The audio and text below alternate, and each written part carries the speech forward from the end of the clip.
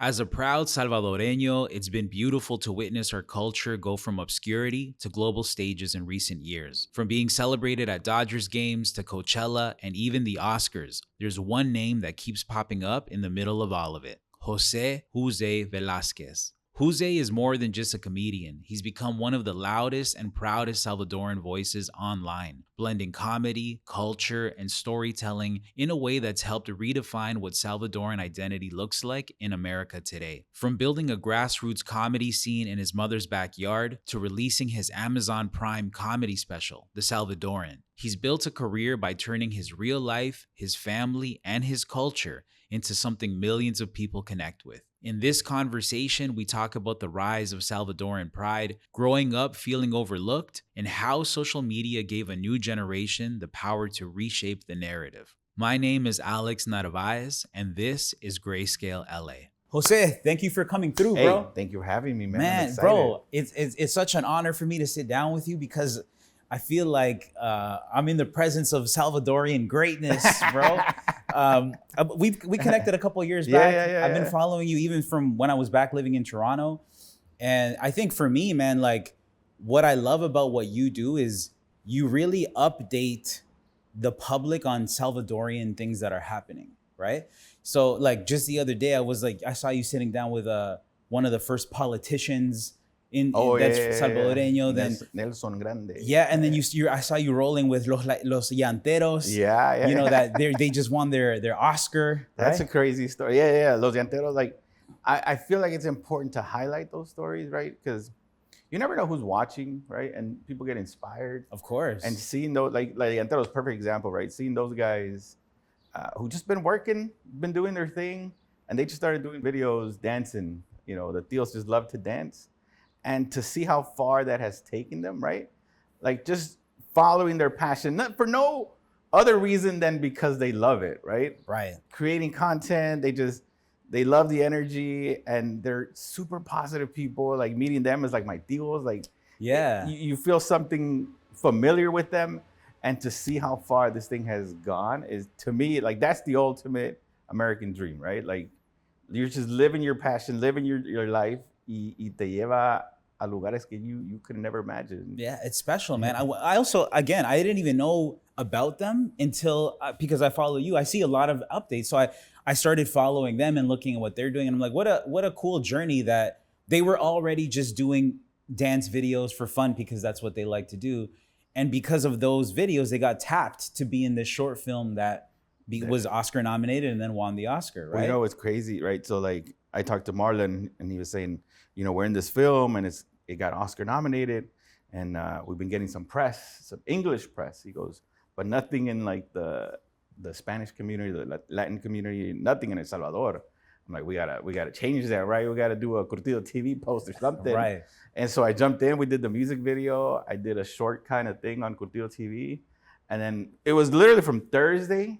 We uploaded the video. No, Thursday was the idea. Friday, we uploaded the video. Saturday, it goes viral. Right. Sunday, they win the Oscar. Wow. And it was just like, we were already going viral Saturday, right? It was crazy, like 500,000 views. The article had like 100,000 views and reshares. Yeah. And then Sunday, boom. I was like, bro, this, like, you couldn't have written it any better, right? Like, it's just crazy.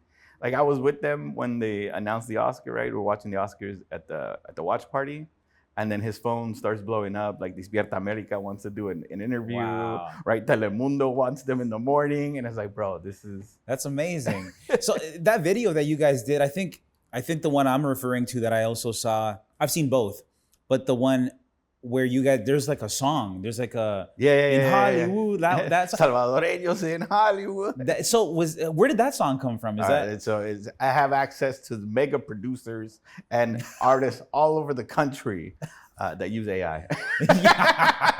Right. I was gonna ask you if it was AI because it was.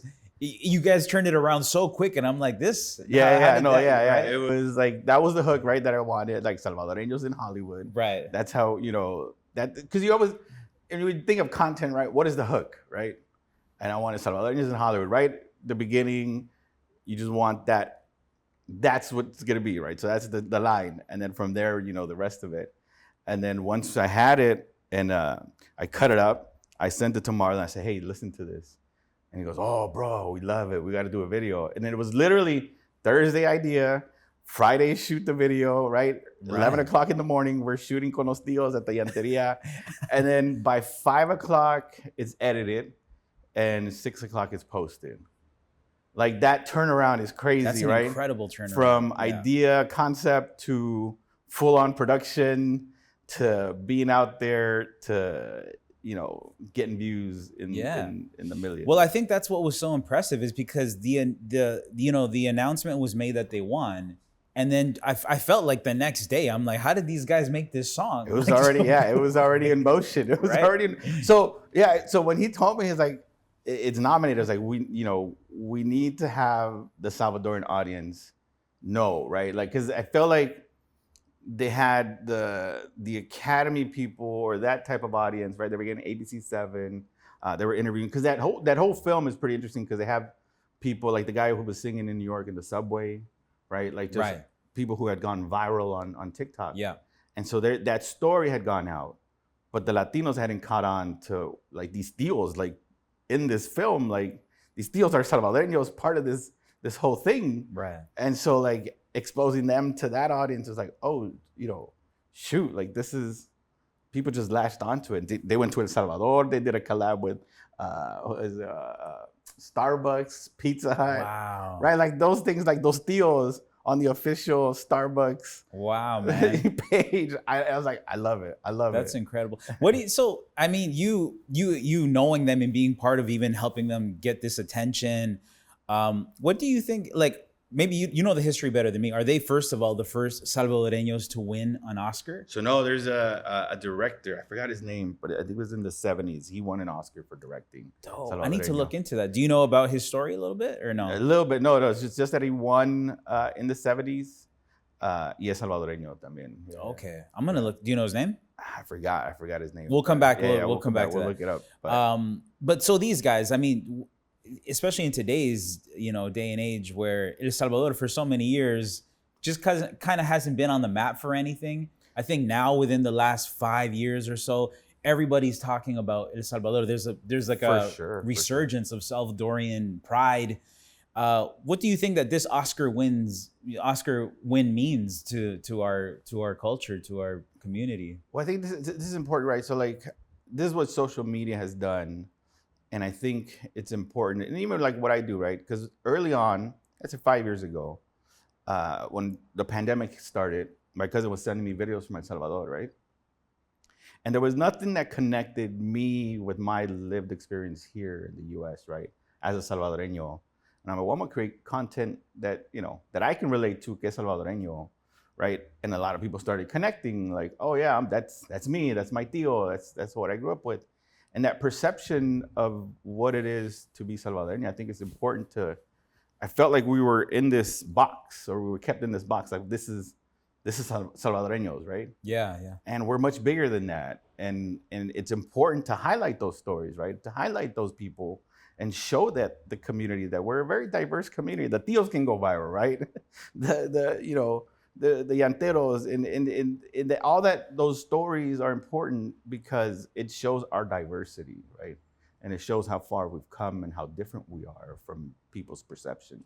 Yeah. And so I think it is important to highlight those things, right? And you say like, oh, I've learned my Salvi news from you, right? But that's part of the project, right? That's part of the mission, is like showcase, artists, Salvadoran artists, musicians, and just people that in general doing their thing. Yeah. It's fascinating too to see how far we've come as a community, right? I mean, I mentioned this to you a little bit before we started rolling, but yo soy salvadoreño. I was born there, but because of the war, my family moved to Canada, and I was raised in Toronto. So I have always felt this longing and attachment to my Salvadorian heritage, but because of where I was geographically, there wasn't many things to pull from that could help me identify other than my parents, right? Right. But, even when I was making the decision to come to LA with my wife and should we move here and all of the discussions, one of the first things that I started Googling was like the Salvadorian presence here, right? And LA, outside of El Salvador, is the largest population of Salvadoreños in the world. Yeah. So for me, I was like, I got to come out here. I want to build with my people and get to know, my heritage. So I think for you, when I hear your story too, I've heard you speak, I've heard different podcasts and interviews that you've done, and your journey is very interesting because I look at you as like one of the faces of like Salvadorian news and pride. Uy, qué cara. Qué cara más, qué más chulo, mira, Qué con cara ese, más ese chula. colochito. But when I think about you, that's what I think of. But I hear your story early on when you were, not comfortable sharing that you were Salvadorian. Yeah. Right? And I think to myself, like, I didn't grow up in that. I want to hear a little bit about your journey. I mean, that's an incredible transformation to be able to say, I wasn't that comfortable sharing that I was Salvadorian. And now, years later, I'm like the embodiment of Salvadorian pride. The joke is that I'm the self-appointed Salvadoran culture ambassador. Exactly. And I take that responsibility and I carry it, and I don't take it lightly. But it's funny because like growing up, I grew up in Compton, right? Right. And so I didn't have a Salvadoran community, mostly Mexicanos. Mostly right? Mexicanos. And so my friend PB, I tell the story all the time because we grew up together, or we went to high school together, and we didn't know we were Salvadoreño, right? And so it was after high school. He came to a party, like a family party. He heard my family speaking, right? And he said, "Hey, you guys Salvadoran?" I go, "Yeah." He goes, "I'm Salvadorian too." And this is after we've graduated, right? Like so years together, not knowing, right? And for me, like growing up, people would kind of, humillarte, right? For saying you were Salvadoreño and, cracking jokes and cerote, or like, the joke I have on stage is like they used to call me cerote quarter pounder with chin. Wow. That's insane. And so as a kid, you hear that stuff and it's like, yeah, I don't want to deal with that stuff. And so you don't put it out. But then growing up, you feel like, wait, no, it's important to be able to be proud. And not that I wasn't proud, right? It's just, I didn't want to have to go through, explaining to people, right? And have to go through that whole thing.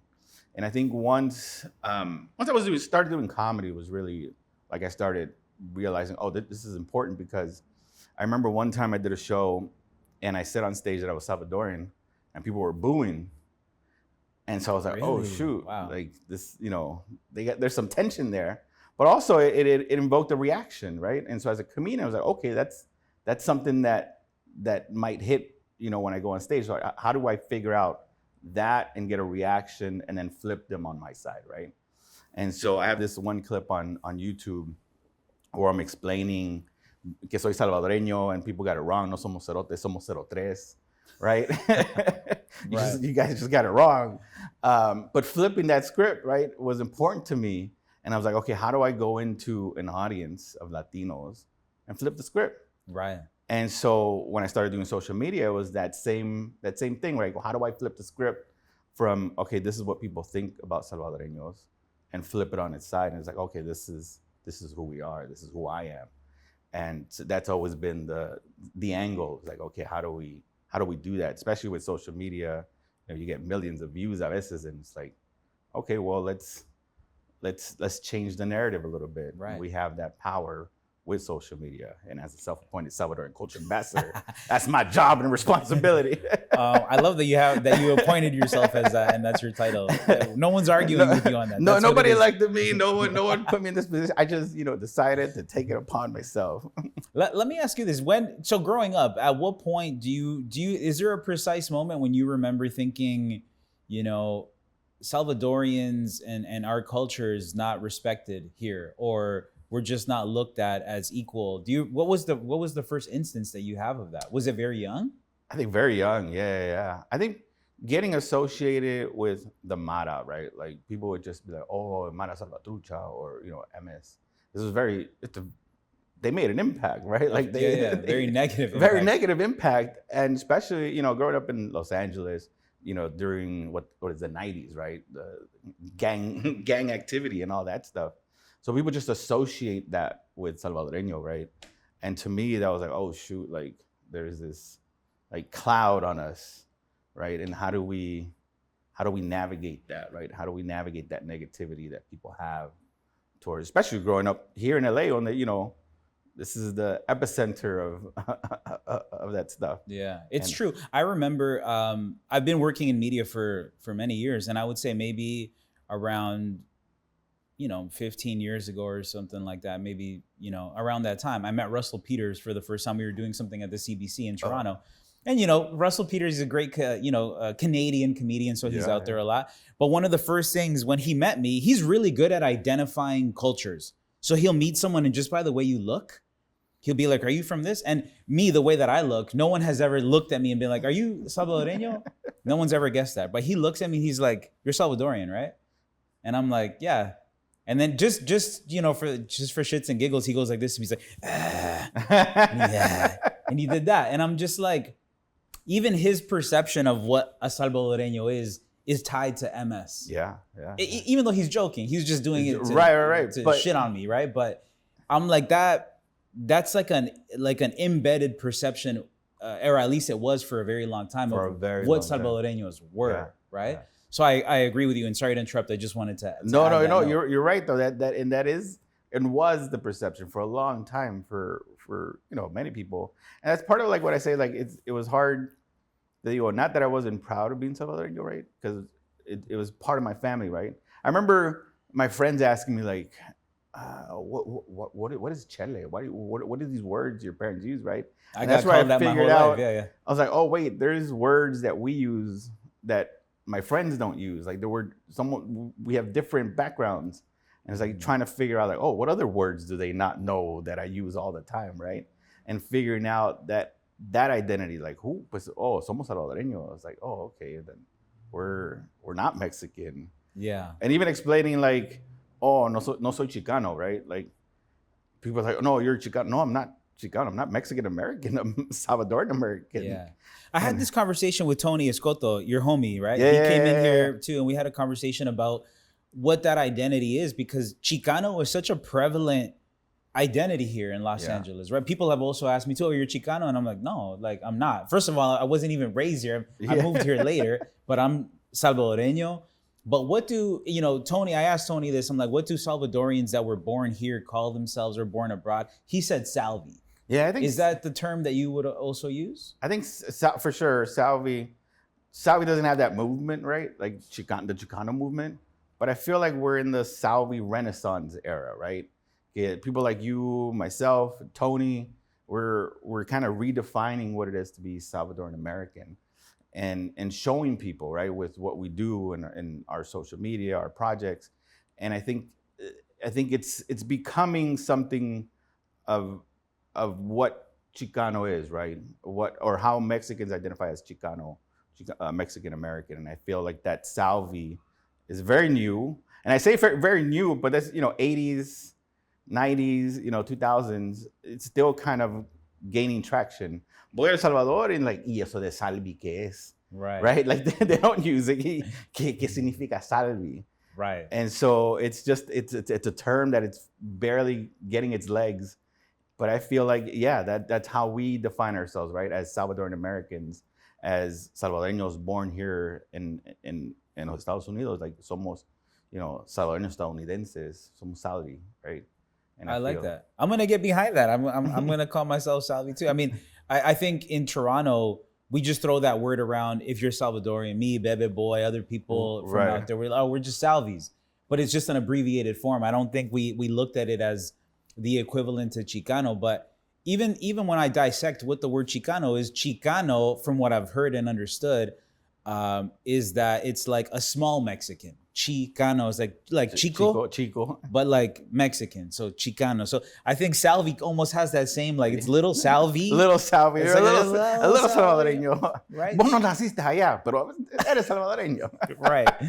So I think we can get behind that. I think that's a cool term to use to identify, the bridge of like Salvadoreños that live abroad. Uniendo right? las generaciones. That's the mission. That's the mission statement. It's funny because I do content in Spanish, content in English, and I feel like I have an audience that follow me in Spanish. Right. And and then when I do English, I say, ¿por qué hablas inglés?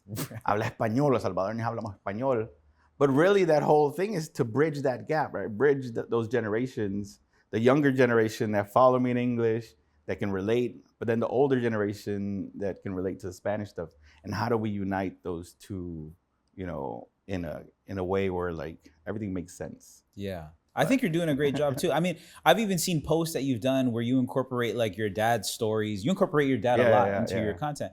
And you like, there's this great piece.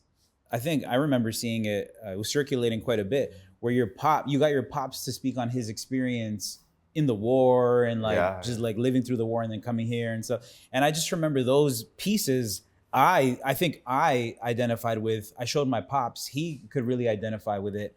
And probably many Salvadoreños who lived through the war and had to move abroad look at that and it just hits home. Oh, and it wasn't like happy content. No. It was just like real content. Yeah, and so that video it's funny how it all came about too, because so it had taken a while for my parents to get comfortable in front of the camera, right, the phone. And at some point they just started like, oh, okay, but I'm gonna do a video, a funny video, whatever. And that day we were just kind of talking. And that conversation came up, and then I go, hold on, let me record it. Just tell me the story. Just don't ignore the phone. And he's just telling me the story, like really raw emotions, right? And I've heard that story bits and pieces, but I never heard it like told in one kind of sitting. Like this is what happened. This is how it came about. And I was like, oh shoot. And this is like it impacted me, right? And I was like, oh shoot, how do I put this out there? And like, you know, it's different content, but I feel like it's important content, right? So it is what it is. I'm gonna put it out there. Y el que le gustó, y el que no. But it had such an impact in the, like you go through all the comments and people sharing their stories, right? And saying like, this was me, this is my dad, this is my uncle, right? And it's like, oh shoot, like that really touched people to the point where my dad was walking around or he was, I forgot, the market or something. And he said, this guy just came up to him and, hey, I saw your video, man. And just started like tearing up. And like you realize that this content does have an impact, right? Yeah. It does reach people. And there is a certain responsibility. It's like, okay, well, let me, you know, it's on bayuncadas, you mess around, but that's who we are. But there's stuff like that those stories need to be told. Those need to be shared.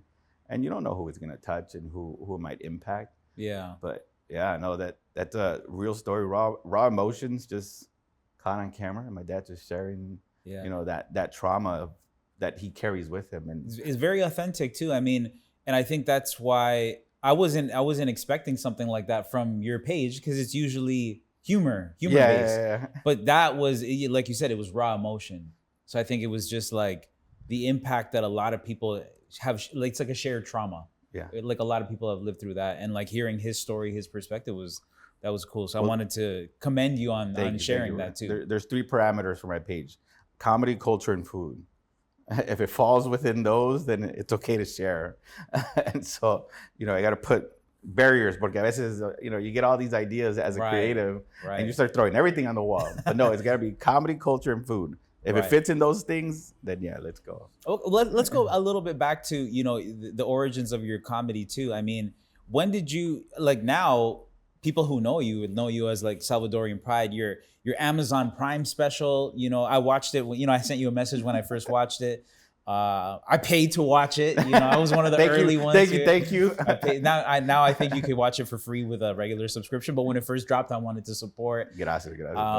But that special was so great because for me, I'm looking at it like, wow, it's called The Salvadoran. Like that's the name of the special. Very intentional. Like, so I think for so many of us, we were waving the flag like we finally have a comedian that's made it to like a streaming platform. You know, you think about like the Dave Chappelle's and all the big comedians, and it's like they have Netflix special, Hulu specials, Prime specials, whatever. It's easy to access their comedy on a streaming platform. So for you, I think you're the first one that's achieved that. First comedy special dedicated to Salvadoreños, right? For sure.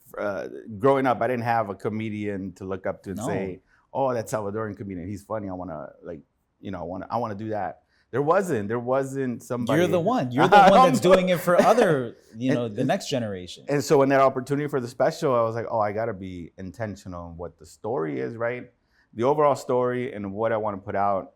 And, you know, it's an introduction to me, right? So if you've never seen me, I'm trying to tell you, this is where I started. This is who I am, and this is what I do, and these are my parents, right? And I wanted it to be that. And then when coming up with the title, I was like, well, what do I title it, right? And I think one of the other ones was Comedia en Pupusas, Comedy in Pupusas. And I thought, well, then I'm gonna be associated with pupusas all the time, right? Right. And I got to do the tour Comedy in Pupusas, which I ended up doing, Comedy in Pupusas tour. But I was like, no, I want something where, like, if you're looking online for comedy and you put Salvadoreño or Salvadoran, that should be the one that comes up, right? Right. That should be the reference. I'm like, you know what, Hoozay the Salvadoran. And so one of the things that I would get when people would see me on the streets, because they would see my content, and you're like, oh, you're the Salvadoran guy. You're the Salvadoran guy, right? They wouldn't know my name, but they would know, oh, the Salvadoran guy. So I was like, I'm just gonna go Hoozay the Salvadoran. And so hoping, pues, you know, it lives on social media. Those films will live on past my time, right? Yeah. It will live there on streaming on something. It'll be accessible for years to come. And so I thought, okay, well, the Salvadoran, that is what it is. R-A-N, not R-I-A-N. See, so I want to have this discussion with you because I think even the way that I grew up saying it, I don't know why. Maybe it's just the way that we spoke it, but a lot of the Salvadoreños that I grew up with, we all said Salvadorian. Salvadorian. But so what is the correct term? All right. I feel the most, ¿cómo se dice? Educated person on this topic because I've studied it. I've sat in rooms with people about it. Even coming up with the title, right? Like, how do we spell it? Because you spelled it Salvadoran. Very intentional también, right? Like, right. Is it R-I-A-N, R-E-A-N, right? Like, what do we put on it? Well, you put R-A-N. I wanted to do an eye just falling, like a dangling eye. Right. But okay, so I've talked to English professors. I've talked to people in Central American studies about this topic. I've studied this for a long time. It's come up. So, all right, R-A-N is the correct English demonym, right? So you have Honduran, Guatemalan, right? It's just the correct English way of spelling someone from El Salvador, right? And so what happens though is colloquially speaking, you say Salvadorian, right? My theory is that because Salvadoreños have an accent, Salvadorian, so it's Salvadorian, right? Right. Mandalorian, Salvadorian. It's just the most natural way of saying it. So right. It's the most popular spelling. And then you have Salvadorian, right? R-E-A-N. And I feel like people in Canada or even Australia use R-E-A-N more than here in the US. Okay. And so Salvadorian is the more popular way of saying it. Salvadoran is the more is the correct spelling of it according to the English language, not me, right? Right. People get mad at me like I didn't make these rules up. I didn't make the rules of English up. I'm just following the rules of language. Right. So and then Salvadorian, the variation of spelling it. I think I've avoided it by saying Salvadoreño. Salvadoreño. That if anything, just go with Salvadoreño and right. you're safe. Sometimes I'm unsure, so I'm just gonna go with the one I know is for sure correct. Bro, on social media, right? And so I'll troll people because I'll say it one way, I'll spell it one way, and then in the caption, it'll be R-E-A-N. So I'll spell it 3 different ways if you see a video, right? And so if you try to fight it, I'm like, well, that's how I spelled it in the caption. Well, that's how I said it. Well, that's why I put it in the title. But so the correct term, according to English language, right? is so in literature, you'll see R-A-N. Salvadoran. Right. Even I think government, when the government refers to Salvadorian in English, they'll R-A-N. And right? Salvadorian, and El Dewey, it might be different. Yeah, and then Salvadorian is more spoken. Spoken, right? The way that we say it. The way that we say it. Salvadorian restaurant, right? R-I-A-N, you'll see it. It's just colloquially, how you speak it, it just flows better, Salvadorian. Even within this conversation, I think I've already said it different. Different ways, yeah. I said it different ways intentionally. Salvadorian. Okay, so let's go back to comedy, right? So I mean, I think, we're talking about you being the first to really break down that door of being that first comedian that's entered that space, waving the flag for us. When did you realize that, you know, using Salvadoreño culture and embracing who you are was more of a superpower for you in comedy? Like, when did that start for you? Well, I was saying, like, being on stage, right? Because I used to do a lot of Latino rooms.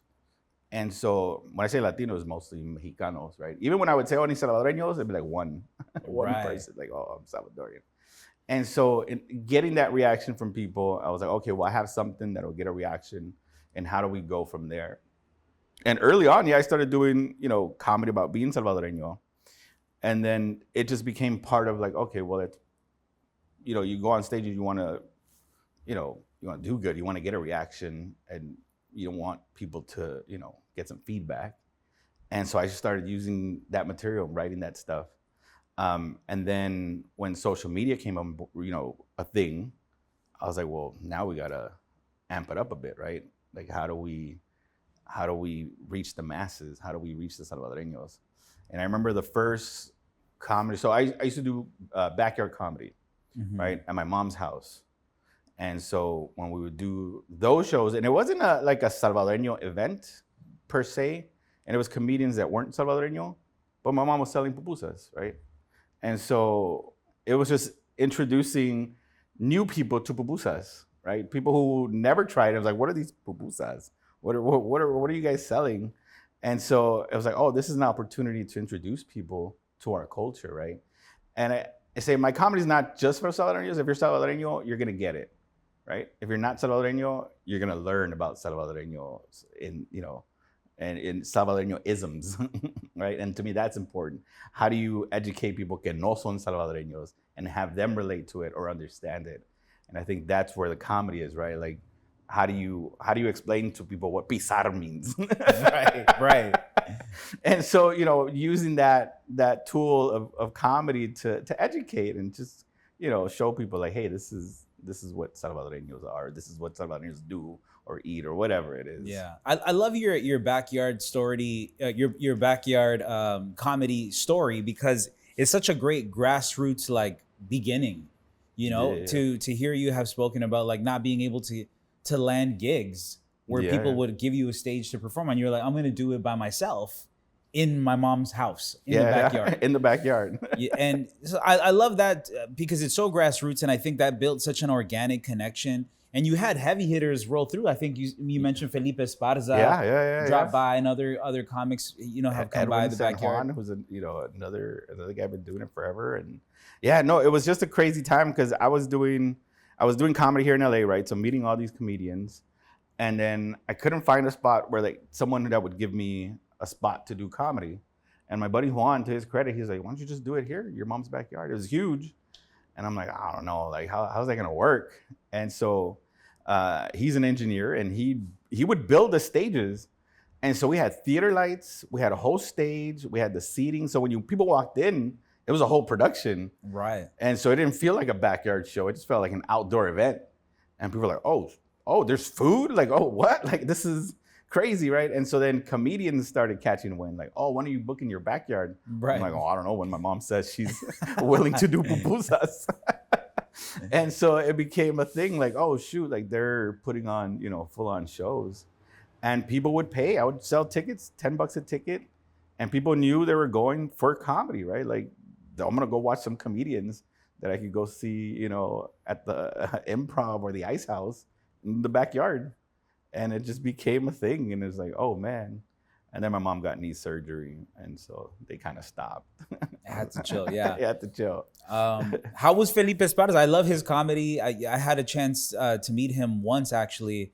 You know, sometimes I'm looking for, you know, affirmations from the universe. I'm like, am I doing the right thing? So when I made the decision to come to LA, finally, you know, I'm you know, waiting for my flight to come here, and somebody comes up to me, they're like, hey man, I really like your pants. And I'm like, oh, thanks. And I look up and it's Felipe, right? So me and him, we just started talking. I'm like, I know who you are, man. I know your comedy. We start talking. We ended up exchanging contacts, and you know, just in that moment, I was taking my flight here to move here, and I'm like, I felt like, okay, the universe is saying this is the where move. you need to be. This is where you need to be, right? But I mean, I've always been following his career. I'm a fan, I would have loved to have seen him in a setting like a backyard, a more intimate setting. How did he do that day? Like, how was his performance? So you know what? I have one picture where he showed up. As in Martin Rizzo, him, myself. I forget who else is in the picture. But then that night they had shot, or that day they had shot the Last Comic Standing, and so he had won. Oh, wow. And so it hadn't aired yet, but we knew like, oh, he won, and he came out to the backyard and did some time at the backyard comedy, right? Like knowing like, oh, your career's about to change in in a few, and yeah, he just took that momentum and kept going. Amazing. Yeah. And he crushed that night. Everybody laughed. Yeah. No, that guy, he's a killer of comedy, right? Viene a lo que viene, and so I feel like he stands out because of that. He's dedicated to the art, right? He's a stand-up comedian. That's what he is, and he goes in any room and just crushes it. But that's stand-up is a different beast. It takes time and effort, and you have to be able to go into those rooms, those spaces where you got to do material and it's got to kill. Yeah, it's got to do good. I think again, thinking about Felipe and other, George Lopez, all the giants in Latino comedy, right? There hasn't been anyone Salvadoreño in that space that's made it to that level. I think you're the first one on the cusp of doing those things. But as we were talking about earlier, you're kind of paving the way, opening the door for other Salvadoreños. Have you met any other Salvadorian comics that you're like, man, this guy's really funny? Like, who can we keep an eye out for? Well, so that was the reason we got the Salvi Comedy Jam, right? Because I was doing the Pupusas and Comedy Tour. And then every city I would go into, I would meet a Salvadoreño comedian, like, hey, bro, I live in the city. Can I do some time? And these guys are funny, right? And it's like Fernando from Dallas. He came out to LA. He's like, oh, you have a show. Can I do some time? And I didn't know he was from Dallas. So he came from Dallas, did some time. Like, bro, you came from Dallas to do some time? And so we just met up. We linked up. And then we started doing, Texas shows. And he started showing me around Texas. Like, hey, this is a spot for comedy. And then you start meeting other, like Enrique Chacon from Austin. One of the first Salvadoran comedians that I met here was Walter Reyes. He was the first Salvadoran comedian that was like, oh, you're Salvadoreño también, you do comedy. And so you start meeting all these guys, that are funny, y Salvadoreños. And I was like, well, let's do a Salvi Comedy Jam and let's unite forces. And so we started those and we sold out. The first show we did at the stand-up sold out. I'm like, okay, we got something. People are, willing to come out and support us.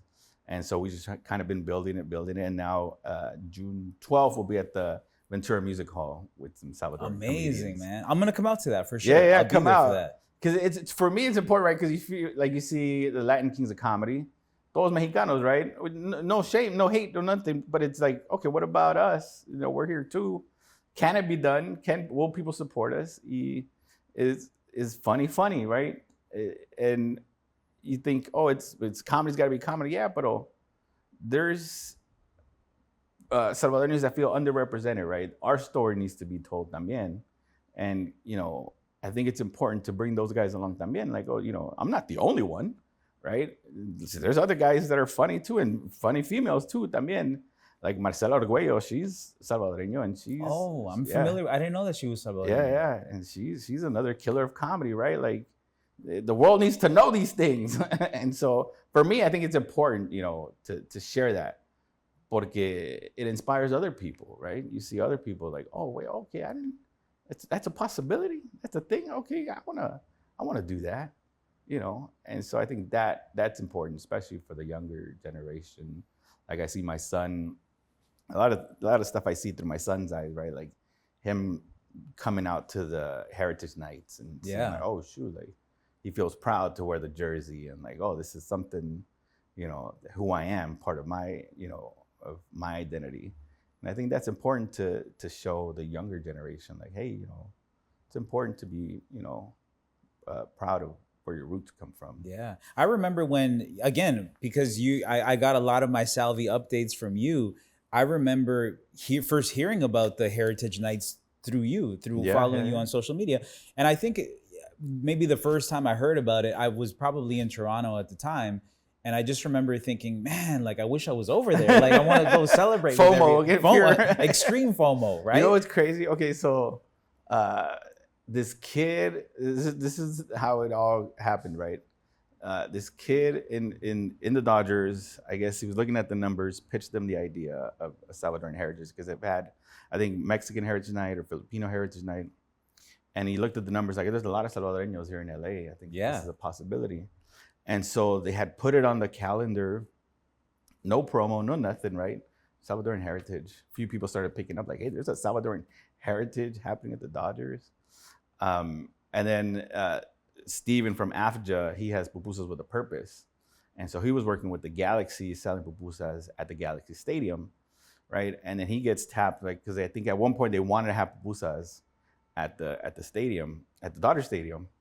And so they tapped into him. And so Steven and I are friends, and he tells me, hey, there might be a Heritage Night happening, and we might be involved. It's like, oh shoot, well we need to spread the word, right? And so once he got the like, oh, this is what your involvement is with that night, I was like, bro, we need to tell the world. And I went to Dodger Stadium, like where the back entrance where you see the sign, right? And I'm standing there with my tripod trying to film the promo, and I'm by myself, right? And the tripod keeps falling. Like I'm trying to do the promo, and it's just clank. And this guy, he's driving around, he recognizes me, and he goes, hey, bro, I follow you. You need help? And you're like, yeah. Can you help me out? And he's holding the phone. We shoot the promo, and we put it out, and it goes crazy viral, right? Like people are like, oh, I want to go, yeah. Like, and it just became a crazy thing. And it's like, oh shoot, like this is a thing. But my promo was the first promo to go out. The Dodgers didn't put no money behind it. Nobody like. Big shout out to that random guy. Yeah. I forgot his name. DJ. He's a DJ. Shoot, we gotta include it in there. But yeah, no, he stopped. He helped me out. We shot the promo. I think the first one had like 250,000 views. Yeah, man. Right. It just went crazy. And then from that, we were able to take it to different places. The Angels, that was another thing, right? Like, how do we go from Dodgers to the Angels? And that's where the joke comes from, the self-appointed culture ambassador. Because it was like, okay, well, I'm a Dodgers fan, but the Angels want to do Salvadoran Heritage Night. How do you say no to representation, right? Of course. On a big platform. And so I was like, well, I'm the self-appointed Salvadoran culture ambassador, and my job is to make sure we're represented. And so, of course, I'm going to join forces. And so the Angels, the San Jose Sharks, the LA Kings. Yeah. And so it just kind of snowballed from there, right? And it's like, oh, man, this is, it's important for the culture to have these nights and have us being represented, but also having a give back component, right? Because like part of the proceeds go towards AFJA, the nonprofit, and what they're doing in El Salvador, and using the power of play to give kids scholarships in El Salvador. And so these things are all tied together, right? You do things here that help the community in El Salvador, and it's like, okay, we're doing our part. It's not just, to go have fun. It's like for a purpose. Yeah. And I think that's important. And it's like, oh man, it's crazy how like we're able to do this through social as the self-appointed Salvadoran culture ambassador. That's incredible, man. Like I said, I mean, I get a lot of my updates from you, but also just even seeing that these things have become possible, right? Growing up in the era that we grew up, I think we're pretty close in age. I'm 40 now, and in my 40 years of life, I never saw anywhere outside of El Salvador, providing a space for us to wear jerseys and like just have like, look at that. People are like, oh, you play for El Salvador. No, this is just my jersey. This is your jersey. But like, it's beautiful to have these heritage nights that bring us together and give us an opportunity to celebrate. It's important, right? It's important. And like you said, you don't know these things are possible until you do them, right? And it's you're like, oh shoot, like this is it's almost like there's a hunger out there of people.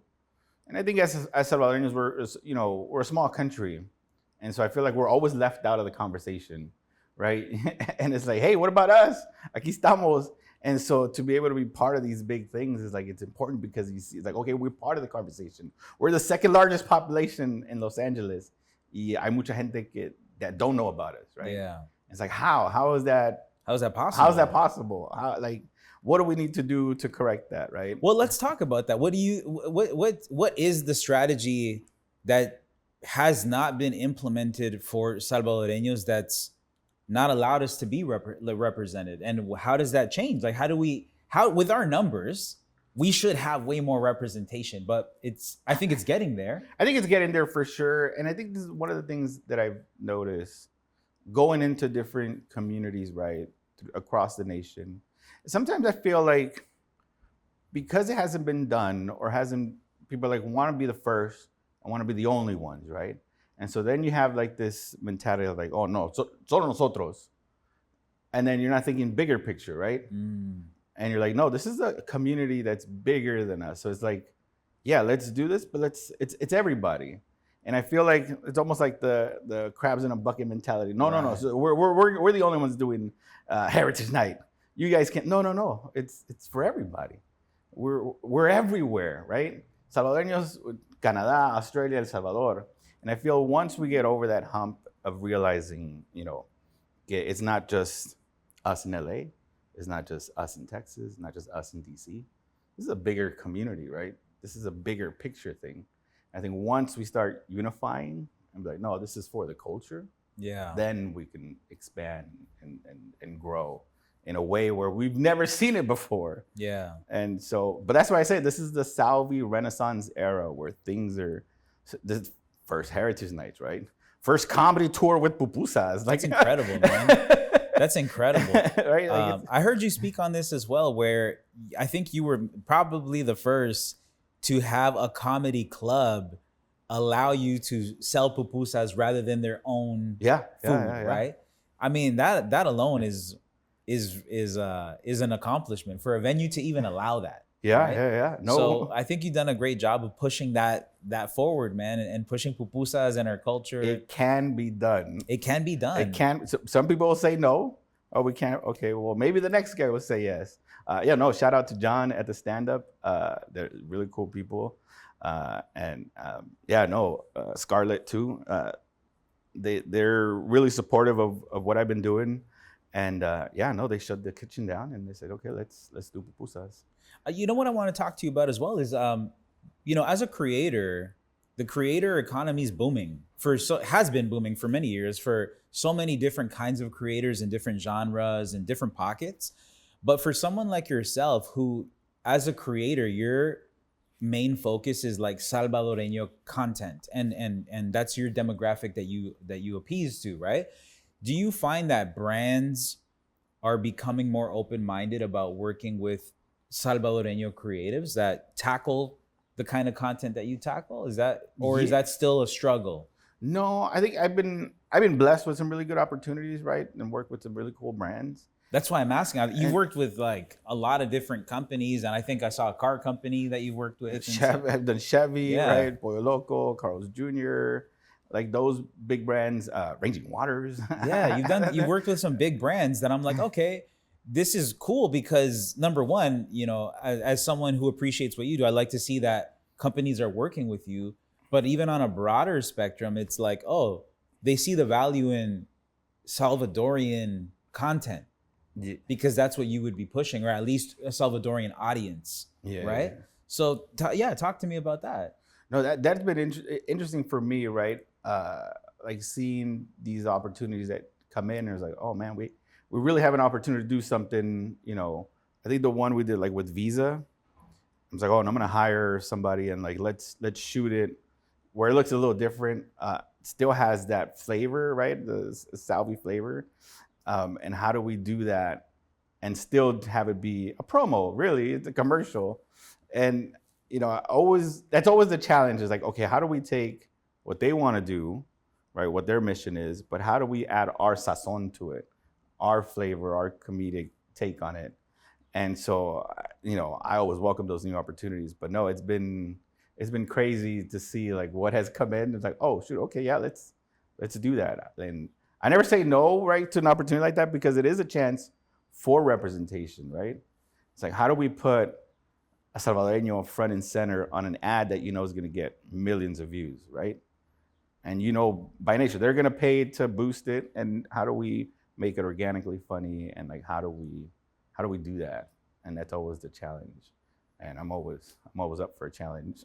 Yeah, I mean, when there's budgets and things involved like that, I also think it's just a great opportunity to see that these brands are willing to work with us. Yeah, yeah.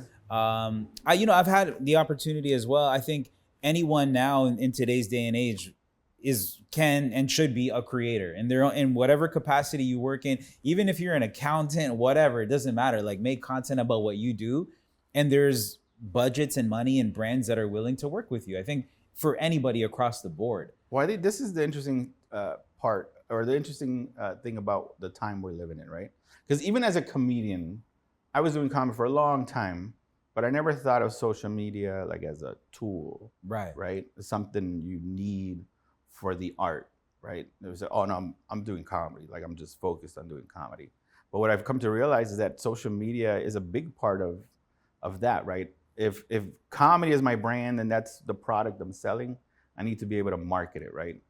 That's the marketing tool. How do we get the word out to the masses? And having a phone right now is like having a studio in your pocket, right?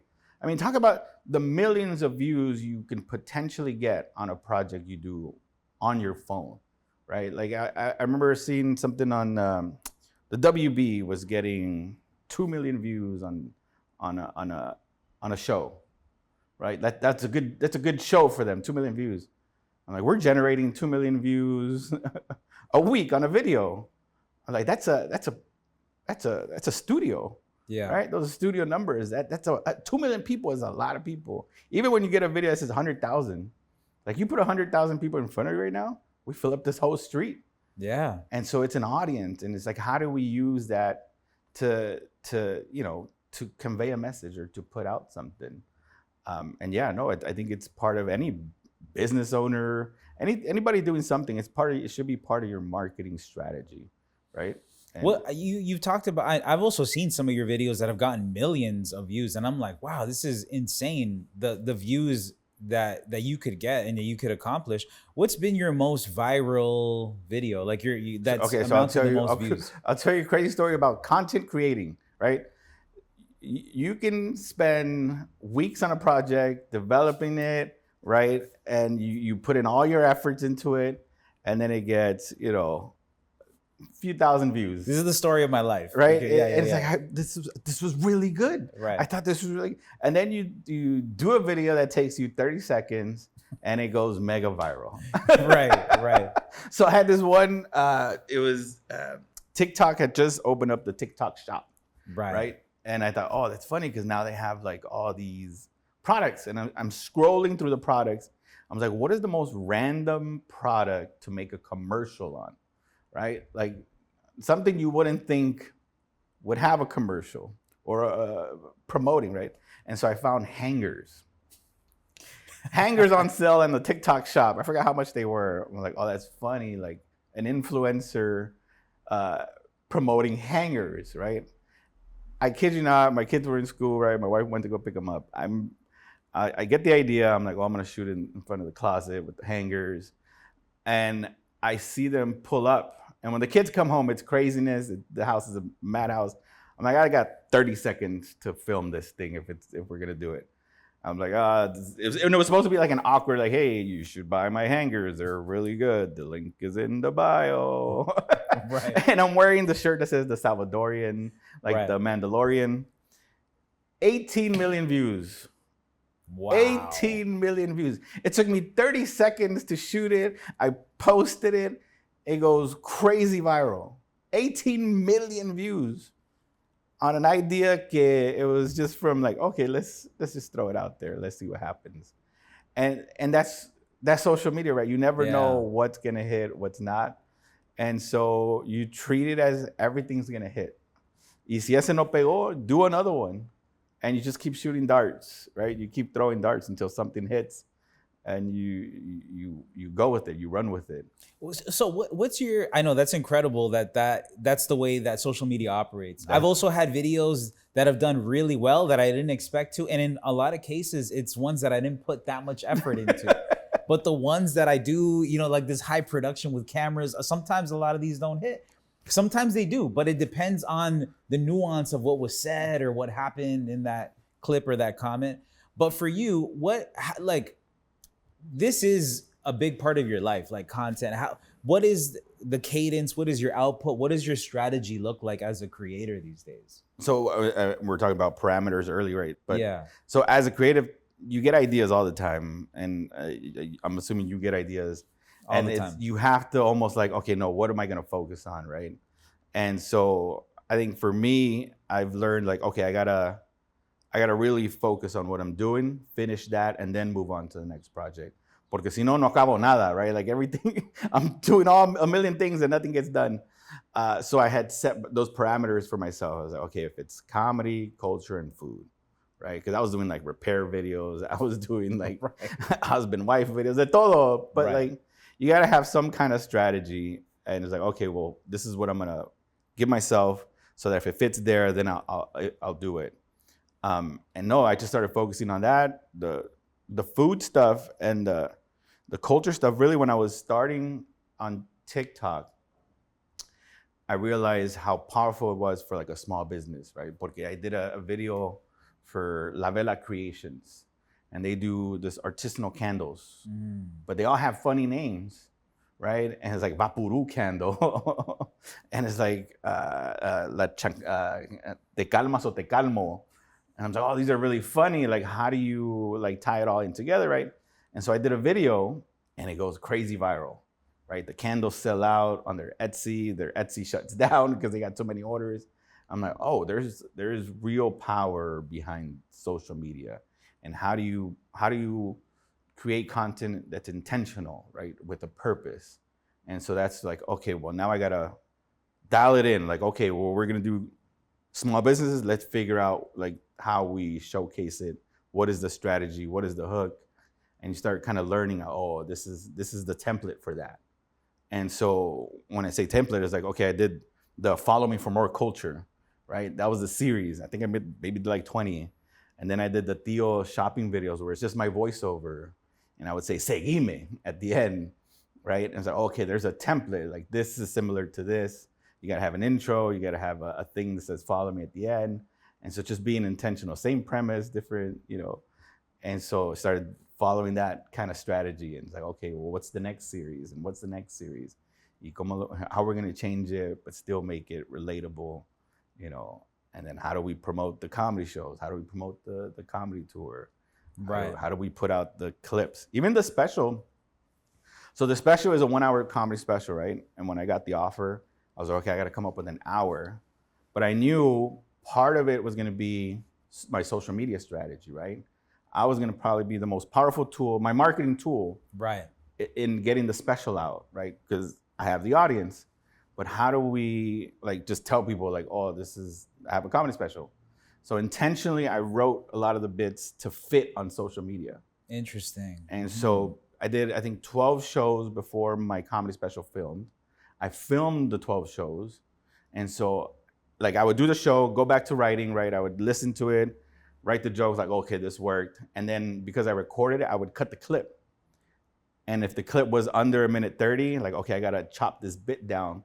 So when it's in the special, I have a clip that's shareable. And so in the special, there's about 27 clips that I can clip up that was shot intentional to be social media clips. Wow. But together, it's a 1 hour special. It's one cohesive story, hopefully, you know, a beginning, a middle, and an ending. But within that, there's little chunks that fit on social media. That's a great strategy, man. And so it's like, okay, well, that's going to be the strategy for the content for the stand-up, right?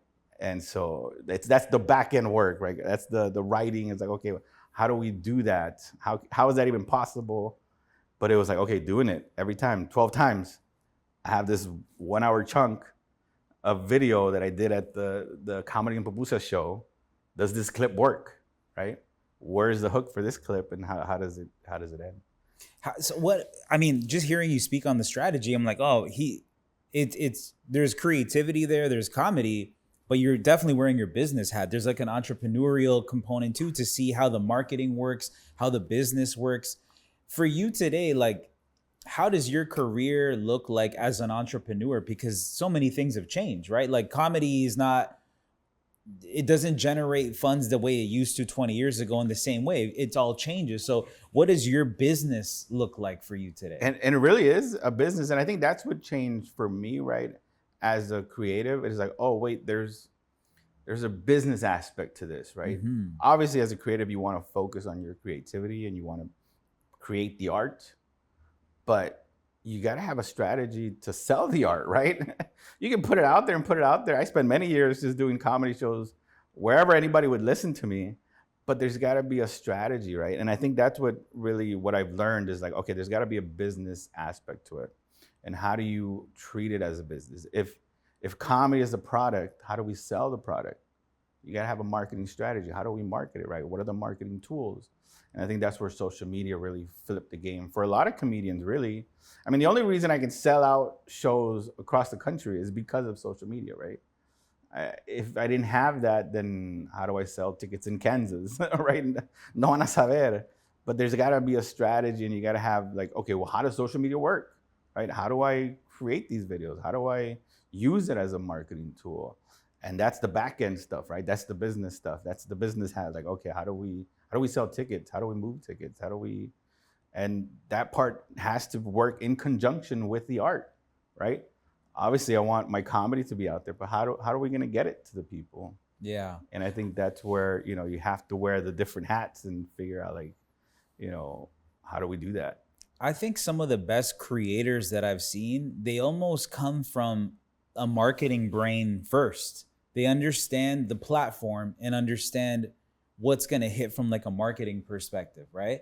And that's really what all businesses are after now is like, how do you effectively get your product, whatever you're selling, in front of the most people in an effective way, Right?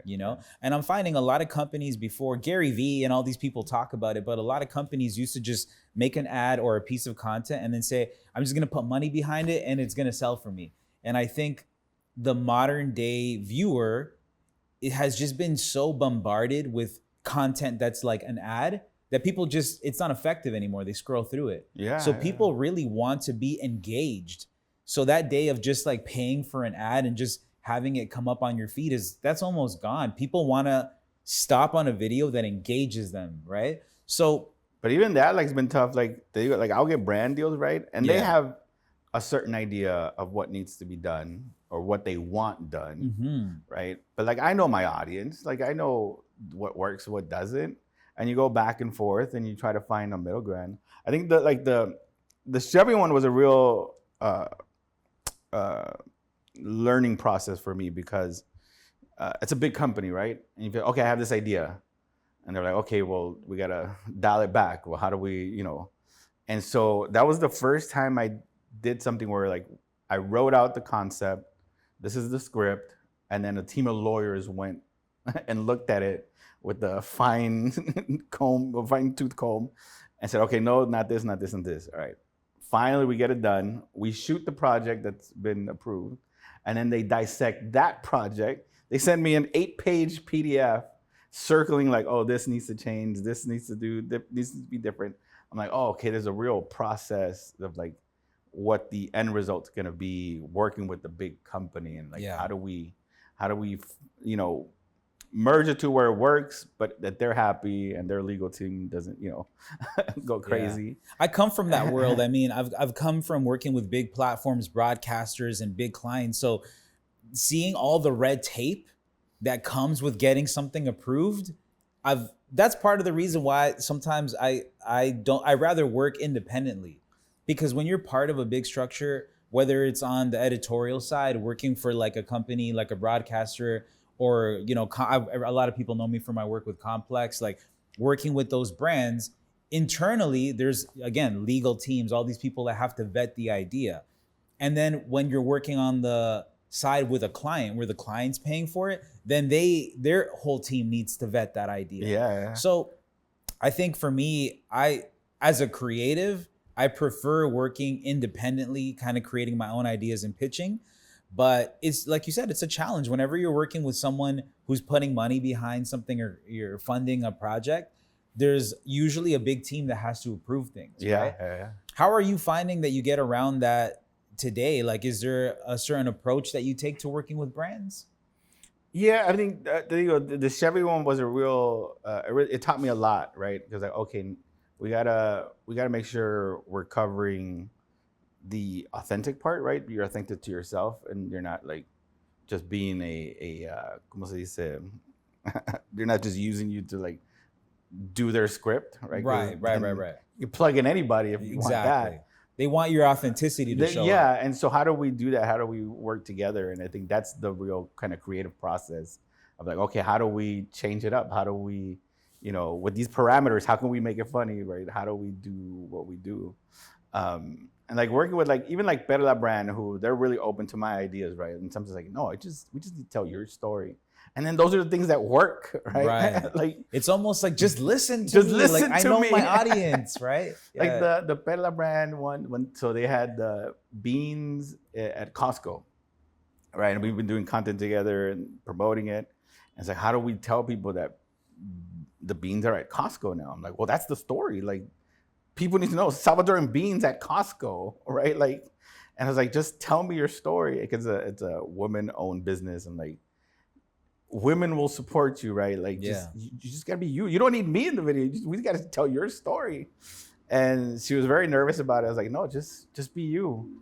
And we shot it a few times, and it was kind of like, this is what you need to say. She's like, you know what? Forget it. Just be you. Give me your elevator pitch of like, you telling someone about your beans.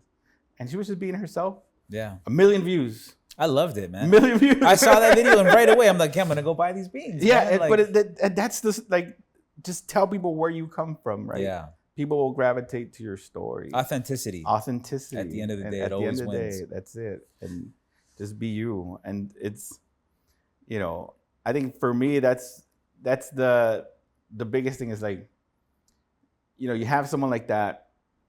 How do we share your story, right? I'm not even in the video, right? It's my platform, but I'm not even in the video. It's not about me. It's about this Salvadoran woman who started her business, had an idea, just kept at it, and now she's working with one of the biggest distributors, right? Like, that's the story. And sometimes I gotta be able to pull myself out of my own content and just tell that story, right? And sometimes you feel like, oh, well, I need to be in it. No, I don't need to be in it. Yeah. No, that's great, man. I think people, no, I don't need to be in it. I think you really understand the idea of like how to use your platform, and you're using it for great opportunities for yourself and for other people, man. So that's I want to commend you on that. That's really awesome, man. Thank you. So you're actively touring, you're actively making content. Is there a comedy special in the works? Like, what's next for you? I want to do the Salvi Comedy Jam as a special, and I want to do a Spanish comedy special. Okay. So the Salvadoran and el Salvadoreño. Oh man, I'm ready for that. And then eventually the Salvi. That's great, man. That series. The series. The Salvadoran. All the Salvadoran spellings, and then Salvadorian with an I. I love that. That's a great. I hope you do that, man. I hope you create this as a series. Yeah, the Spanish has been interesting to develop, right? Because here in LA, there's not a lot of Spanish comedy shows. Right. There's a handful of them, and so like to be able to practice, it was tough. Like the first show I did in El Salvador. It was a big auditorium in San Salvador, and so I practiced my comedy here in Spanish. And I'm ready. I'm take an hour to El Salvador. But what I learned is like the Spanish here is very different from over there. Even though, I grew up Salvadoreño, I grew up a lot of the words. But one of the joke was, I'm the self-appointed culture ambassador, right? Right. So I need to think of ideas to help the economy. And we're going to start worldwide Cundina, and we're going to start with El Salvador, right? A tanda, right? And if you don't know what tanda or Cundina is, the joke doesn't work. Right. And so here in LA, people, okay, tanda, Cundina, they got it. And then I go to El Salvador and say, no, they don't. What is a tanda? And so I didn't know the Salvadoran word for tanda or Cundina, sociedad, I think they call it. And so I was like, oh, shoot. And then my tia's like, what is Cundina? And I told her, I explained to her, when, you get a community of people, put their money together, and then every week you distribute that money and everybody gets a number. And she goes, oh, un cuchuval. I was like, oh, I'd never heard of cuchuval. And so it's like, oh, that's a whole nother word. I'm not familiar with that word either. Yeah, and so Cuchuval. Cuchuval, un cuchuval.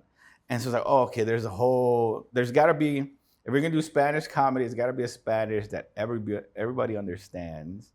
But how do you do that being your authentic self, you know, being Salvadoreño and having those Salvadoreño isms, Yeah. where you don't lose people along the way? And that's been the challenge. Like, how do you, you know, tell that story in an authentic way? And I think for me, that's been the challenge. It's like, okay, when I feel ready, I posted it because I did a set at the Comedy Store. And it was all in Spanish, that set.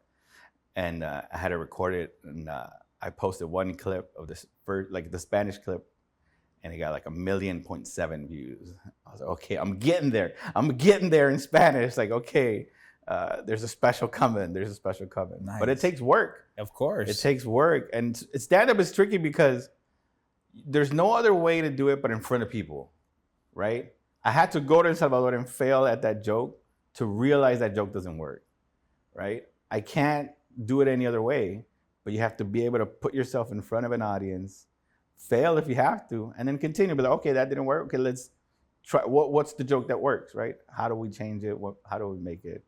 And now the joke is me telling the story of Cuchuval. Right.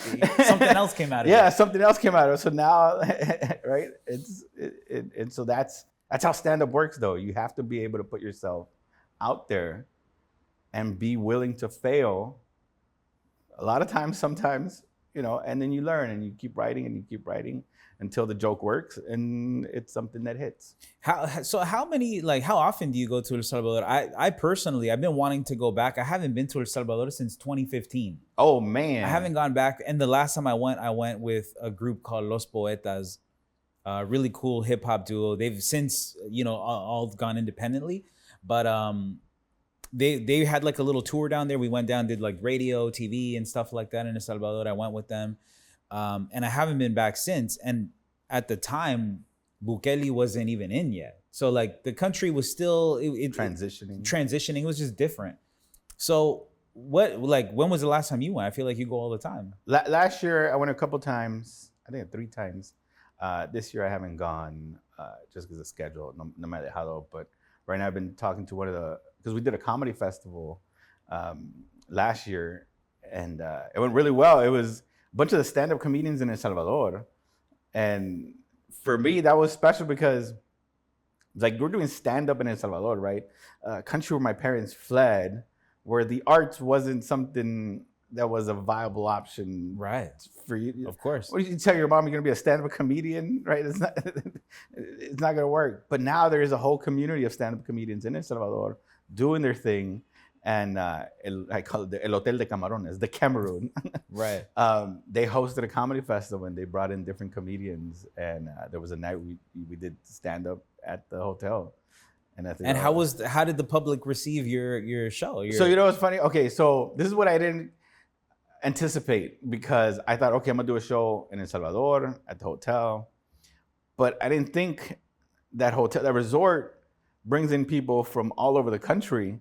So it's a lot of tourists. A lot of tourists. I was over here nervous about my Spanish, right? Like I gotta work on it. Then I get there and they all speak English because they're all coming from it was Los Angeles, Houston, right. You know, New York. I'm like, yo gastando mi español aquí con ustedes y ustedes hablan inglés. So that was interesting. It was like, oh shoot, okay, there's a whole different audience, but estamos en El Salvador. Nice, man. Well, I'm happy to hear that your comedy translates there and here, and like you're doing it. You're doing that cross border, uniendo las generaciones, bro. That's the mission. That's the mission statement. I love that, man. Let's end on some lightning round questions, bro. Ooh, okay. Right? A ver. So we're gonna start with lightning round. This or that. I'm gonna give you some options and you pick one. All right. So this is first one. We're tying pupusas right away, okay? Revueltas or queso y frijol? Oh, revueltas. Okay, I have a side note on that. And I talked to, Tony Escoto about this, so I want to get your opinion. Revueltas, I've found this discrepancy when I go to different pupuserias, right? sometimes you go in and you ask for a revuelta and you get queso y frijol, and sometimes you get a revuelta is all three, chicharrón, queso y frijol. What is a actual revuelta? So it should be all three: chicharrón, queso, y frijoles. Yeah, that's a revuelta. That's what I've. They just messed up your order. That's what happened. No, but have you not found that some pupuserias call it revuelta? I've had like chicharrón y queso, right? And there it's missing the beans. Sorry, Yeah, chicharrón yeah. y queso. Yeah. But like, so what is the correct way? All three. All three. Yeah. You know what I get a lot too? People ask me, "What's the best pupuseria?" This is for social media. I'm gonna give you the give me what the best pupuseria is. As the self-appointed Salvadoran culture ambassador, I need to have a response that's it's diplomatic. So this is my response. There is no best pupusa. There is no best pupuseria. Okay. Whatever you grew up with, that is your best pupusa, and you're always looking for that, right? So you need to find your pupuseria that makes it closest to how your mom made it, your grandma made it, your tia made it. Fair. So you have to go on a pupusa journey and find your best pupuseria. Okay, so off camera, I will ask you actually what your favorite pupusa is later. All right. Okay. Curtido, heavy or light curtido? Ooh, it depends. Heavy if it's revuelta, light if it's like the queso con frijoles.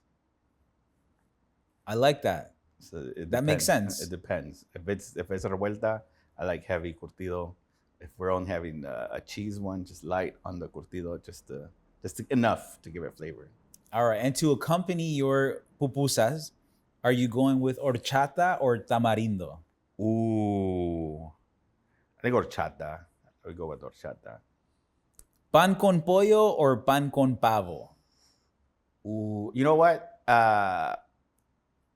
Pan con pavo, pan con chumpe. Con chumpe. Pan con chumpe. Because those would have those for Thanksgiving. Pan con pollo, my mom would make throughout the year. Right? Chicken was just pan con pollo. But the chumpe, that was special. That's the So you're going with chumpe? Chumpe, I'll go with chumpe. With pavo, okay.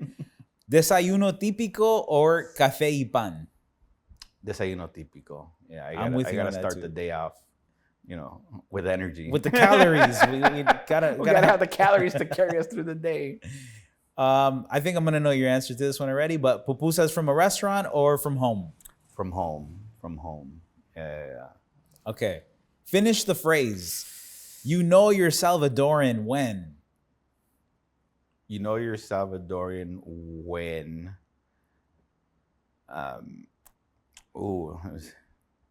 I also want to point out. I said, you know you're Salvadoran when, and you said, you know you're Salvadorian when. I just want to point that out.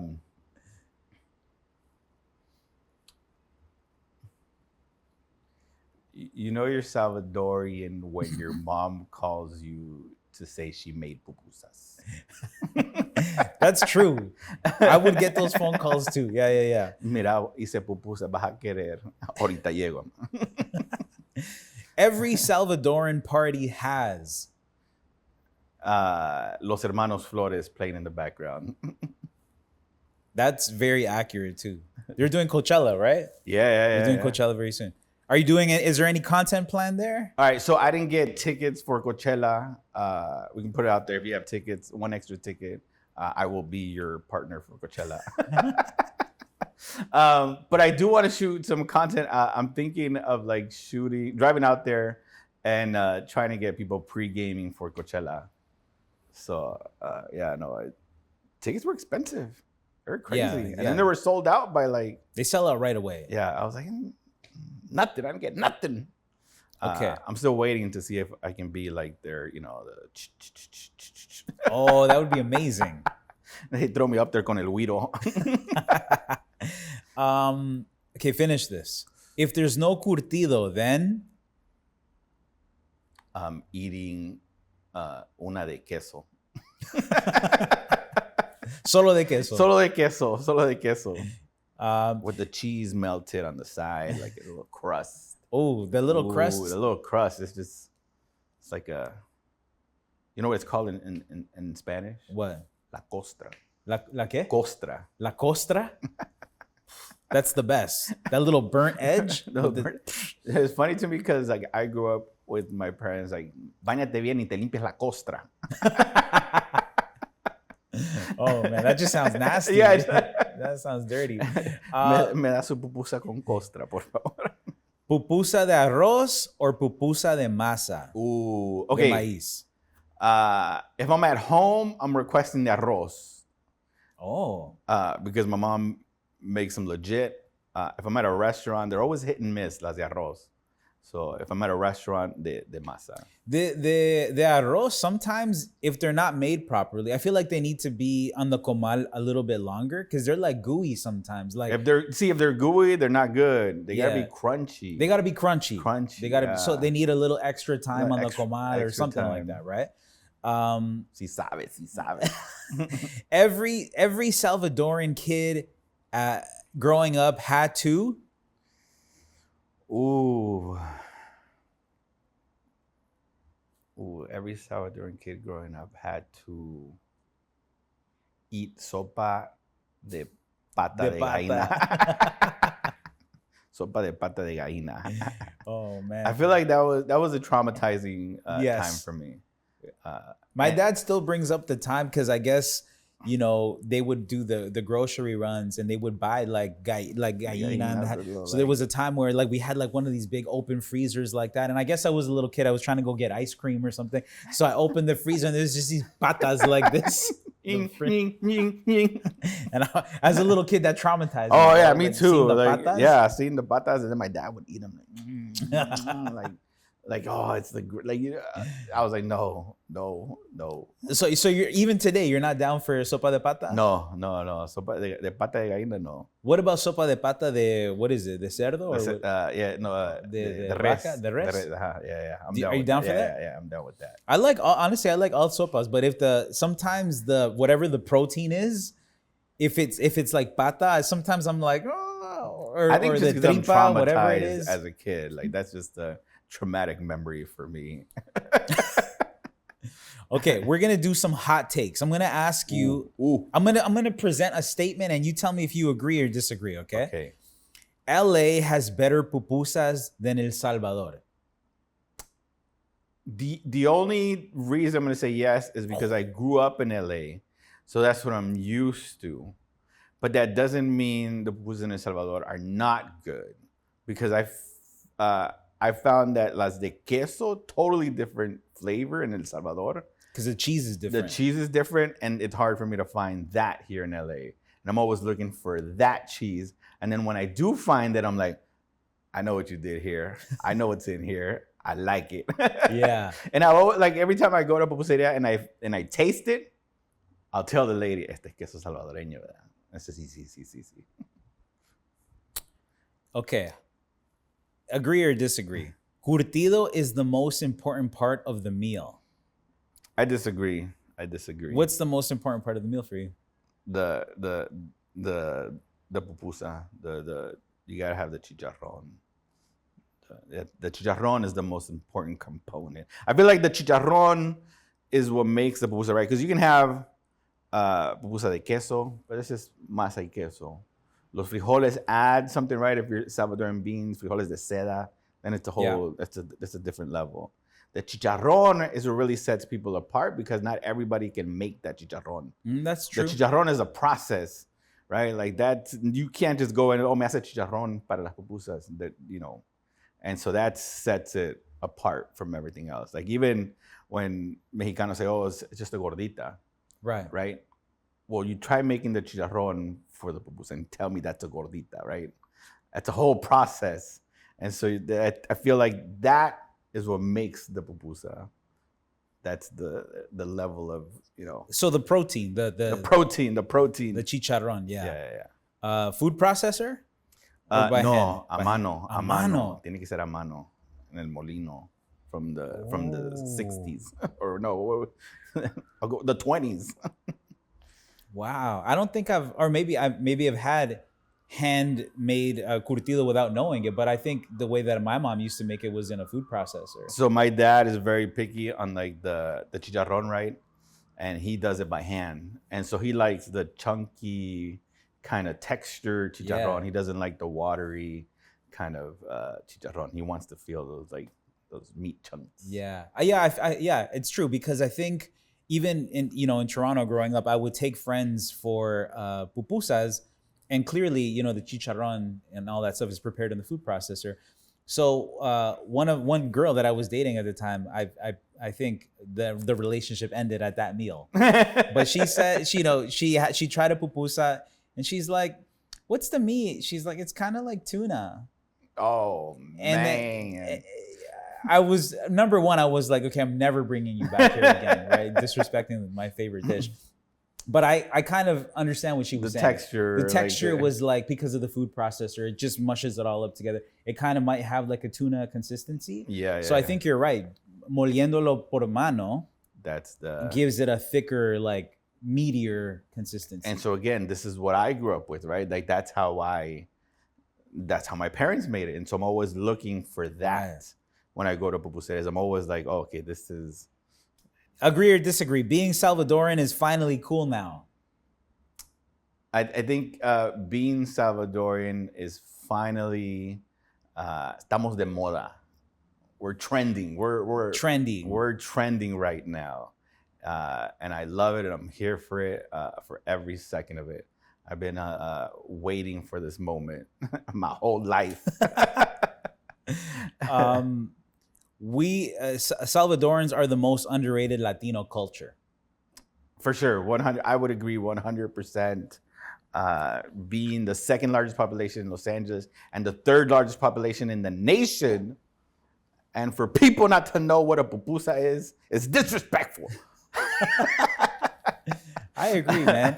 I think for a long time, if you're Salvadoreño, you know this. I'm sure you've seen this clip of Leonardo DiCaprio saying that he picks, he's a pupusa man. And I think for a long time, we all held on to that with so much pride. It's like, like this, but it's like, it's about time more people know about pupusas. Like it should be more mainstream the way tacos are. So funny story, like when I started doing TikToks, right? And I started like seeing all these foodie content creators, there wasn't anybody treating the pupusa like a foodie event. Like this is, we're gonna go try pupusas, right? It wasn't something. And so I decided, I'm like, well, I'm gonna take it upon myself to showcase pupuserias and give them that respect. Like, we're gonna go try these pupusas and do the video. Like it was like, this is a pupusa. I'm presenting you with the pupusas. And then obviously now, pues pupusas are trending all over the place. But when TikTok kind of was becoming a thing, there was nobody doing pupusa content. And so I did I think I have like 20 different videos from pupuserias all over the country. Right. Showcasing pupusas. I've seen a lot of them, man. You were also the first one that, to my eyes, brought the putaco to. You want to hear the putaco story? Tell me the putaco story, Okay, please. All right. The guys, Los Bayuncos in San Francisco, have this, the putaco. They, at one point, were selling, they say they ran out of the tortillas for the tacos, because they were doing tacos, but they had pupusas too. So they started calling them tacusas. And so they changed it from tacusas to putacos. Right. And so they were selling putacos from their pop-up. I catch on that they have putacos, right? And I'm like, we gotta try putacos. And I sent a message like, whenever I'm in the Bay Area, I'm gonna stop by. And so we were in the Bay Area with my dad. We shot a video of the putacos, right? And it did really well. I think it has like 100,000 views. And I recorded extra content, right? And then I'm sitting down, I'm like going through my phone, I want to create some content. And I have the putacos. And I did Si no me quieres, pues ni modo. I think it's Pedro Infante. And right, so it's them making the meat for the tacos, her making the pupusas, and then the last shot is the putaco, right? Like a shot of the putaco. Y si no me quieres, pues ni modo. That's the song. I put it out there. It goes crazy viral on TikTok, right? Putaco on the video. It starts trending everywhere. We started counting. It was like 30 million because people started duetting it, right? And people started like talking about putacos. It's funny. Like, why name it like that? And putacos just trended like on TikTok, crazy, like all over, right? Like, and then other restaurants started selling the putaco. Then you hear putacos here, putacos there, and it becomes a thing, right? And now you can find putacos in El Salvador. Yeah. And it's like, oh shoot, like we made an impact on the culture from this one kind of like idea, and now it's just like it's everywhere. Bro, it's incredible. Also because like I think for even me and my wife is Mexicana, right? So it gave us like a common ground of like now just for jokes we call our son he's a putaco. He's a putaco, right? You know what I mean? So I'm like that it went so far. It went culturally. Culturally, right? And so obviously in the special, también ahí está, there's the joke.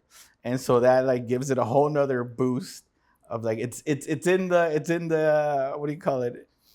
In the it's part of the culture now. Putacos is just a thing. It's a thing, man. Where it didn't exist as it existed as a thing, but now it's a thing. You know what I have to ask you, because we're talking about pupusas and putacos. There's, like you said, pupusas have trended. They become this thing now. There's a lot of fusion pupusas. There's a place that I went to. This guy Juan owns it. The urban eatery. Yeah, La Mexicana. They have La Mexicana. La Mexicana is very similar to what. So I remember. So one of the first videos I did was them, right? And I thought that was gonna cause controversy, right? Like the pupusa with the meat, and then because they do pico de gallo. Yeah. And I said, okay, La Mexicana. I was like, okay, but people like just accepted it. But it was the putaco. When you call it a putaco, I feel like, wait, what? What did you call me? And so that like, what did you call me? Yeah. But yeah, no, La Mexicana. I think La Mexicana was one of the first videos that I was like, and I try to get people riled up, and people accepted it. But when you think about all these fusions that are happening with pupusas, They also have a bulgogi pupusa. Oh my god, that one's amazing. Fire. I love what they're doing there. Man. Yeah, they have some great, and even the big corazon, the pizza size. I forgot what he calls it, but it's like casamiento, huevo. I think chorizo, like on the pan. Oh, on the pan? Yeah, it's so good, man. They're definitely a Salvi inspired restaurant. For sure, for sure. There's a Salvadorian restaurant. There's a Salvi restaurant. Yeah. Because Juan's like the same age. They're right. Aquí estamos. He's like, no, they're. Will you always pick traditional pupusas over a fusion pupusa if you have an option? I will try any fusion. But I mean, for your own. For what you prefer, like let's say it's just your day off, you want to eat pupusas. I'm not a purist. Like some people are just, no, pupusa has to be right this and it cannot change. I'm open to anything that their interpretation of what a pupusa is or what a pan con pollo. Like the lady in was it Mama's Tamales? She makes a pan sin pollo, and it's jackfruit, but her seasoning y todo, like bro, if you taste it. Fire, right? Like that is a pan con pollo. Like no, you can't tell me otherwise. And so like that's vegan pan con pollo, right? Cool. Like how does that exist? Yes, right. I want to try it. Right. Like I want to try your interpretation of Salvadoran cuisine. But yeah, any other day, whatever's available. Okay. You're not picky. I'm not picky. Dope, Especially if man. my mom's making it. I'm there. This was great, bro. Gracias, man. Thank you for coming through, bro. I appreciate you. Best pupusas, Kansas. Kansas? Shout out to the folks in Kansas.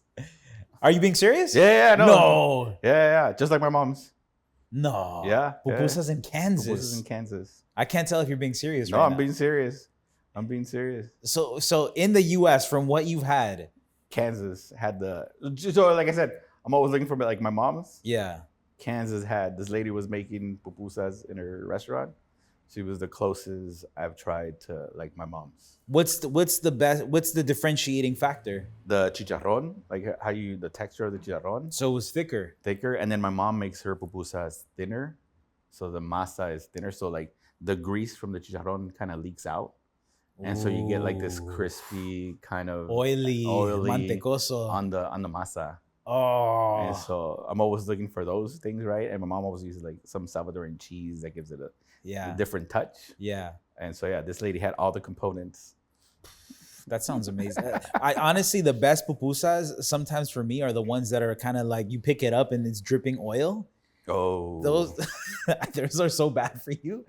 But like those generally taste amazing. those are the ones. Those are the ones, man. I know sometimes you have to like pat it down maybe a little bit because it's too mantecoso, but they taste amazing, man. It's So dripping the grease in your mouth. so Kansas. I'm gonna be hitting up Kansas then. Yeah. Kansas surprised me. Kansas had a bunch of Latinos and Salvadoreños.